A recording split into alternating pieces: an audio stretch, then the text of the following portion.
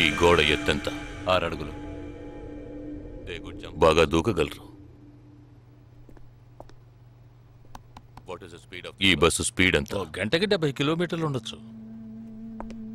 బాగా పరిగెత్తగలరు. బాగా ఈదగలరు. అందరూ నొసట మీదే కాల్చబడ్డారు. వెళ్లే బస్, చీకటి థియేటర్, రద్దీగా ఉండే షాపింగ్ మాల్, అది 200 మీటర్ల దూరంలో ఉన్నా కూడా అందరూ నొసట మీదే కాల్చబడ్డారు. వాళ్ళు ఆరితేరిన షూటర్స్. పోలీసులు మాత్రం కాదు. ఇంకా వివరాలున్నాయా? లేవు.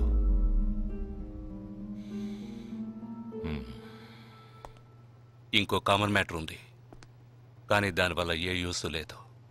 ఆ 12 మంది కూడా కోటు సూటు వేసుకుని షూట్ చేశారు.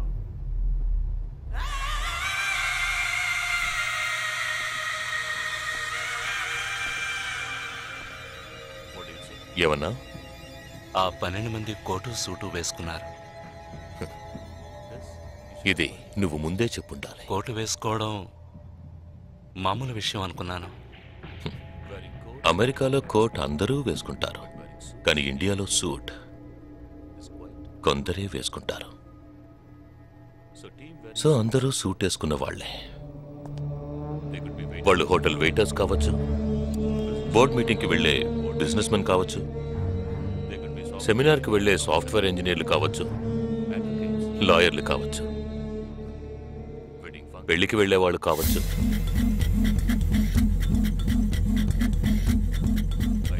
27వ తారీఖు నాడు ముంబైలో జరిగిన సెమినార్లు, పెళ్లిళ్లు, పార్టీలు, వాటి వివరాల లిస్ట్ నాకు వెంటనే కావాలి.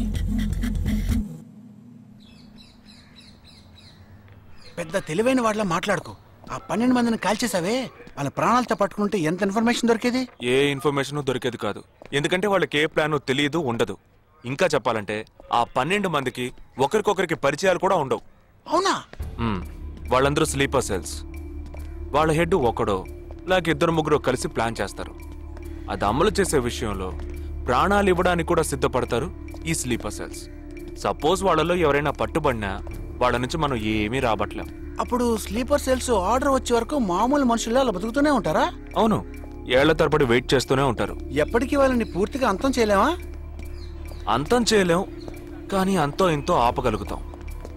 ఆ స్లీపర్ సెల్స్కి ఆర్డర్లు ఇచ్చే మెయిన్ హెడ్ని అంతం చేయగలిగితే వీళ్ళు జీవితాంతం ఆర్డర్ వస్తుందని ఎదురు చూస్తూ అలాగే ఉండిపోతారు. అదోకే, ఆ ఆర్డర్ ఇచ్చే లీడర్ని ఎలా వెతికి పట్టుకుంటావు? వాడిని వెతుక్కుంటూ నేను వెళ్ళను, నన్ను వెతుక్కుంటూ వాడొచ్చేలా చేశాను. మనం ఆ 12 మందిని చంపితే ఆ పగతో వాడు మనల్ని చంపడానికి వస్తాడని చిన్న ప్లాన్ వేశాను. నా ప్లాన్ ప్రకారం వాడు ఈ పాటికి వచ్చే ఉంటాడు. అమ్మ దుర్మార్గుడా! అది సరే, వాడు మాత్రం ఇంత పెద్ద ముంబై సిటీలో నేను ఎలా కనిపెడతాడు? ఆ 12 మందిని చంపడంలో ఏదో ఒక చిన్న క్లూ మనం వదిలేసి ఉంటాం. ఆ ఆలోచనతో వాడు బయటకు వస్తాడు. అదేంటో మనం ఫస్ట్ కనిపెట్టగలిగితే వాడు మనల్ని అటాక్ చేసే ముందే మనం వాడిని పట్టుకోవచ్చు. అప్పుడు వాడు ఏ రూట్ లో వస్తాడో ఆలోచించు. ఆలోచించరా, ఏదో కలర్ కలర్ గా ఉండి దాన్ని తిప్పుతావే, దాని కొబ్బరి తిరుగు ఆలోచించు. ఏ జగ అటెండ్ చేయకు, తన ఏంటుంది. ఏ జగ అటెండ్ చేయకు, నా మీద ఒట్టు. జగ హలో, నీకు షాకింగ్ న్యూస్. మొదలెట్టావా? నేను మొదలట్లా. నీ సీనియర్ ఆఫీసర్ మన ఇద్దరిని వాళ్ళ ఇంటికి రమ్మన్నారు. అర్జెంట్. ఇదిగో వచ్చేస్తున్నా. జగ మా తప్పురా, ఇక్కడ జరుగుతున్నది ఏంటి, నువ్వు చేస్తున్న పనేంటి? అమ్మాయి వెనకబడ్డ మానేసి కూర్చుని ఆలోచించరా. రే రే రే జగ జగ జగ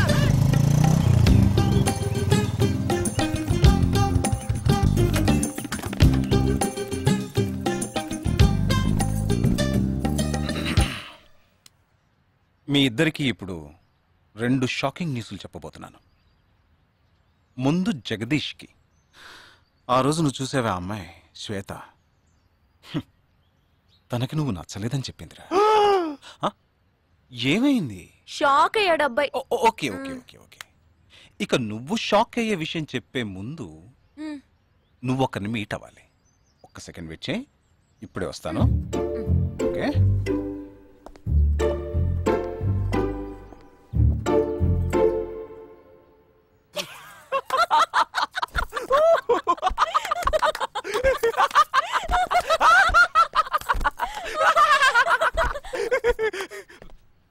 నువ్వెందుకు నవ్వావు? ఏం లేదు, ఆ మ్యాటర్ దగ్గర నుంచి నేను ఎస్కేప్ అయ్యాను కదా, అందుకు నవ్వాను. అవును, నువ్వెందుకు నవ్వావు? ఓ మ్యాటర్ కూడా నువ్వు నచ్చలేదు అంది చూడు, అందుకు.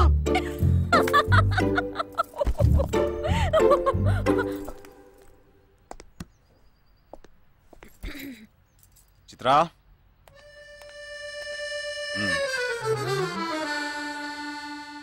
ఇదే వెబ్సైట్ తెలియట్లేదే.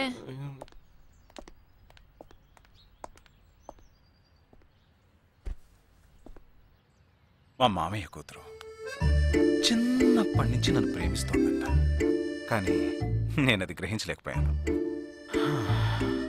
నేను ఇప్పుడు నిన్ను పెళ్లి చేసుకుంటున్నానన్న విషయం తెలిసి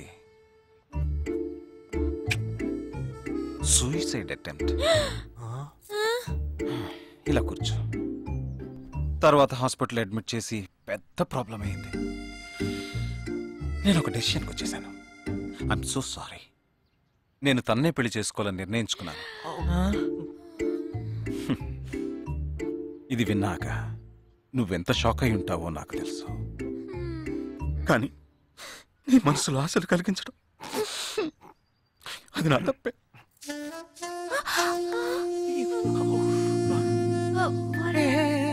ఇదంతా జీవితంలో సహజం. ఓకే, ఇప్పుడు నేను మీ ఇద్దరిని ఓ విషయం అడగబోతున్నాను. నువ్వు పెళ్లి చేసుకోవాలన్న కోరికతోనే బాంబే వచ్చావు. నువ్వేమో ఒక మిలిటరీ మ్యాన్ పెళ్లి చేసుకోవాలని ఆశపడ్డావు. ఎందుకని మీరిద్దరు పెళ్లి చేసుకోకూడదు? నన్ను మాత్రం అపార్థం చేసుకోకు. మేమిద్దరం ఒకరినొకరు ప్రేమించుకున్నామే కానీ నా వేలు కూడా తన్ని టచ్ చేయలేదు. మనం ఎప్పుడన్నా టచ్ అయ్యామా? లేదు, అడిగి చూడు. లేదు. నువ్వు నన్ను మర్చిపోవటం నీకు చాలా కష్టం అని నాకు తెలుసు. అందంగా పుట్టడం నా తప్ప. ఏం లేదేం లేదేం లేదు. వీడొకడు అయిన దానికి కాందానికి. సరే Nisha, all the best. Bye bye. Nisha, నేను నీకు దక్కలేదు కదా అని తను చేసుకున్నట్టు ఇటువంటి ఏ నిర్ణయం నువ్వు తీసుకోకు. ప్రామిస్? ప్రామిస్. Okay, bye. పద పద.